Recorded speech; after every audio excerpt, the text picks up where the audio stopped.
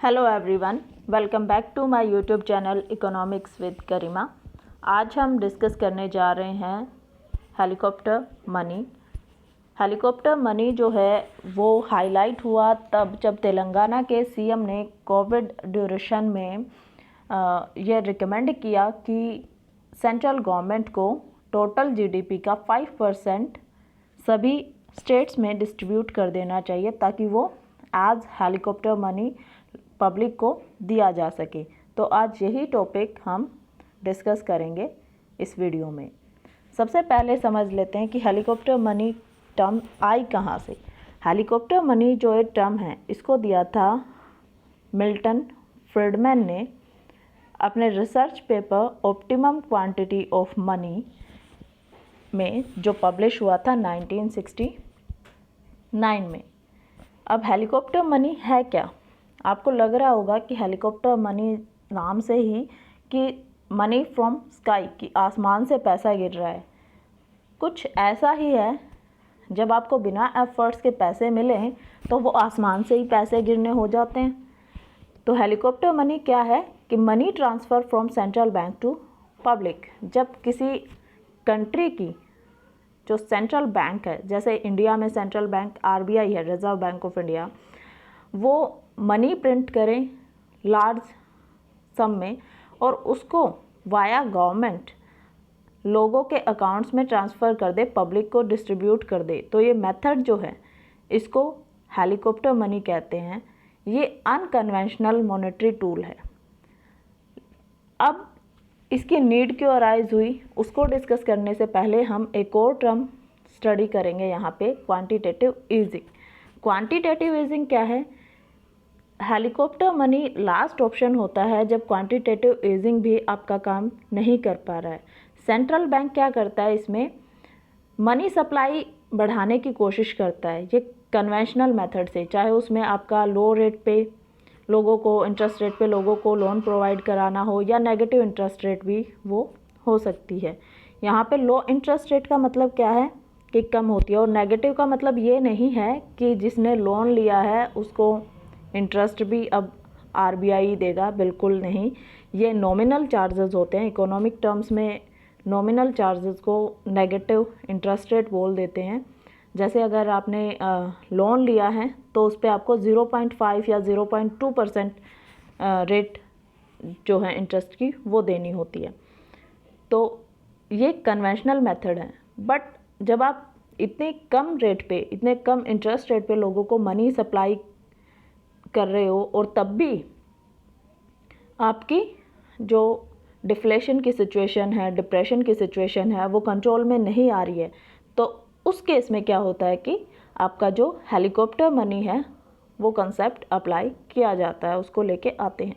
अब helicopter money आया कहाँ से, क्यों ज़रूरत हुई हेलीकॉप्टर मनी की? देखिए, जब भी किसी कंट्री में डिप्रेशन होता है, जैसे आपका 1929 में द ग्रेट डिप्रेशन आया था, उसके बाद आपका 2008 में भी सब प्राइम क्राइसिस आए थे, तो उस केस में क्या होता है, महामंदी का दौर होता है और डिमांड क्या होती है, रिड्यूस हो जाती है, बिकॉज लोगों के पास मनी नहीं है और लिक्विडिटी रिड्यूस होने की वजह से लोगों के पास कैश इन हैंड नहीं है, तो डिमांड रिड्यूस हो जाती है।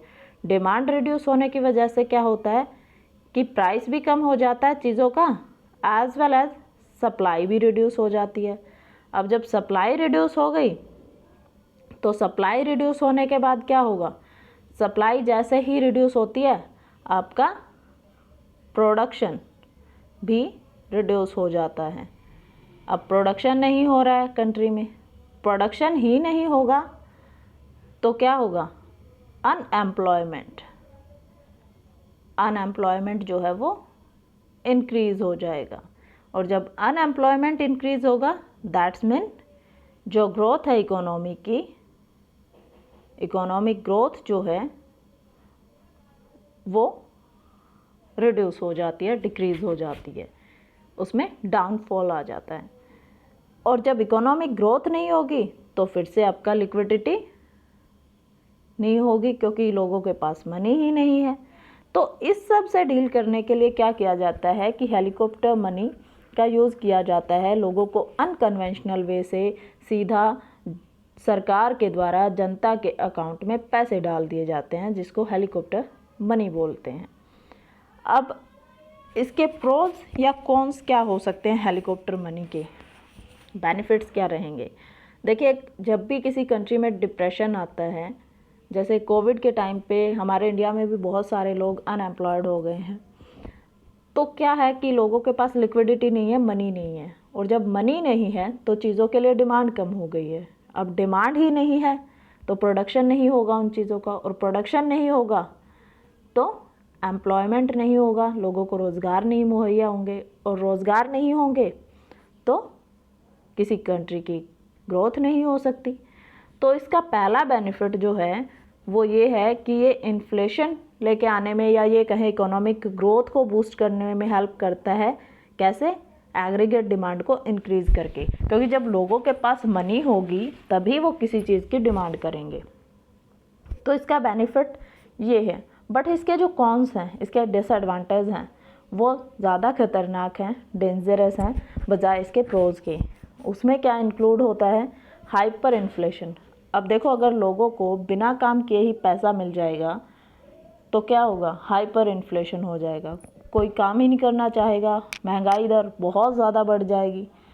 दूसरा क्या है कि मनी इर्रिवर्सिबल है। अब क्वांटिटेटिव ईजिंग के केस में क्या था? इंटरेस्ट रेट भले ही लो थी या मिनिमम चार्जेस थे, लेकिन मनी जो थी वो रिवर्सेबल थी। यहाँ पे क्या है? मनी इर्रिवर्सिबल है। और थर्ड, इसका जो डिसएडवांटेज है वो ये है कि ये डोमेस्टिक करेंसी की को डिवैल्यूएट कर देता है, मनी की वैल्यू कम हो जाती है। ये इसके डिसएडवांटेज हैं। अगर मैं अपने पॉइंट ऑफ व्यू से कहूँ तो इसके कॉन्स जो हैं वो ज़्यादा डेंजरस हैं बजाय इसके प्रोज के। तो हेलीकॉप्टर मनी जैसा कंसेप्ट किसी भी कंट्री को अप्लाई नहीं करना चाहिए, क्योंकि जब भी किसी कंट्री ने किया है तो उसको बहुत बड़ा खामियाजा उसका भुगतना पड़ा है। जैसे वेनेजुएला में हुआ था, जिम्बाब्वे में हुआ था, वहाँ पे हाइपर इन्फ्लेशन इतना हो गया था कि महंगाई जो थी वो बहुत ज़्यादा बढ़ गई थी। तो इसलिए हेलीकॉप्टर मनी जो है उसकी बजाय आप लोगों को फूड प्रोवाइड कर सकते हैं, अदर फैसिलिटीज़ डायरेक्टली प्रोवाइड कर सकते हैं बजाय उनको मनी प्रोवाइड करने के। तो आई होप कि ये टॉपिक आपको अच्छे से समझ आया है। इस टॉपिक में इतना ही हम करेंगे। Thank you for watching. Please like, share and subscribe the channel. Thank you.